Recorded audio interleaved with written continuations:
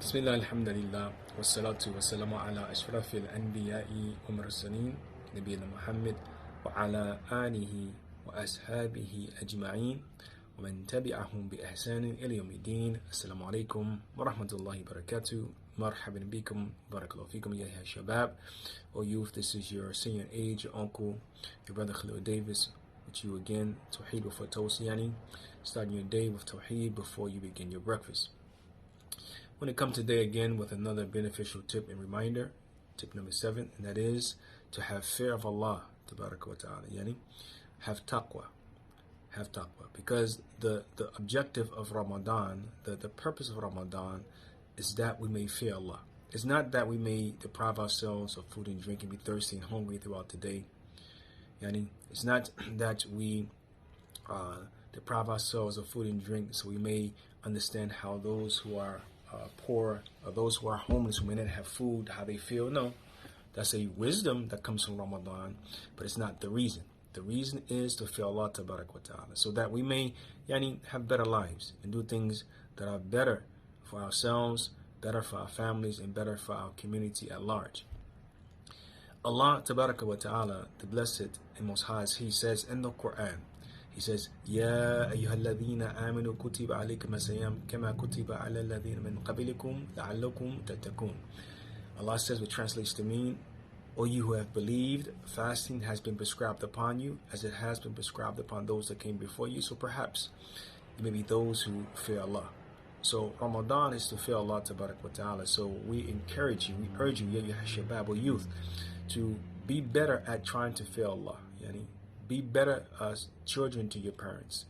And if you are from the youth who are married, be a better husband to your wife. Ya shabab. And vice versa. We're telling you to fear Allah because it's the reason for Ramadan.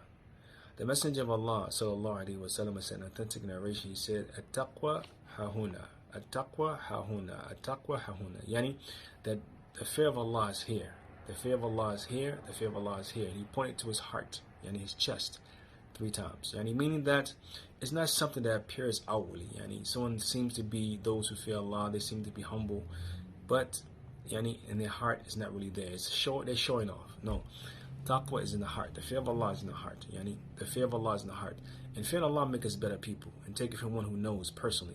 I used to be a person before Islam who didn't have no fear of Allah tabarak wa ta'ala. Had no concern of reality for myself and others. There was no fear of Allah, no understanding of the value of life. So the fear of Allah helps you to have a better quality life, helps you to live better and be better person for yourself and for your families. So we need to fear Allah. Also, one of the Salaf used to say, كيف يتقي من لا يجري ما يتقي. How can you fear if you don't know that in which to fear? How can you fear if you don't know that in which to fear? So the only way you can fear Allah tabarak wa ta'ala is to know Allah tabarak wa ta'ala. So you have to learn Allah, learn His Tawheed, and His oneness, and His Lordship, and His worship, and His most beautiful names and attributes. So with this, I say may Allah accept it from me, and may accept it from you, barakallahu fikum. We say anything that was said that is correct is from Allah alone. Anything that was said is a mistake, is from the stuttering of my tongue, imperfections of my tongue, imperfections of my knowledge, and the whispers of the shaitan. Allah is free of all of it. So we say, سبحانك وبحمدك أشهد أن لا إله إلا أنت أستغفرك وأتوب إليك قولوا قولي هذا أستغفر الله لي ولكم والنصر والتوفيق حفظكم الله من كل شر وسكانكم في سجنتي. السلام عليكم ورحمة الله وبركاته. أذابكم الله.